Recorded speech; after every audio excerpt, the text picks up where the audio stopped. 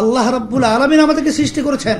আপনারা দেখেছেন যে ওই নীতি আদর্শ যারা পালন করে এরা দিনকে রাত্র বানায়, রাত্রকে দিন বানায়। এরা মিথ্যাকে অনেকাংশে সত্য বলে প্রচার করে। বারবার আপনারা দেখেছেন যে ইসলামী আন্দোলনের ব্যাপারে বর্তমানে তারা কিন্তু মিথ্যা বিভিন্ন অপপ্রচার চালায়, যে আমরা নাকি 15-15.5 বছর আওয়ামী লীগকে হাত পাখা দিয়ে বাতাস করেছি। এই দিনটাকে যেরকম রাত্র বানায়, যদি জিজ্ঞেস করা হয় এই কথা আমাদের কেন বলা হয়, আমরা তাদের সহযোগিতা কিভাবে করলাম, বলে আপনারা 14 সালে জাতীয় নির্বাচনে গেছেন না?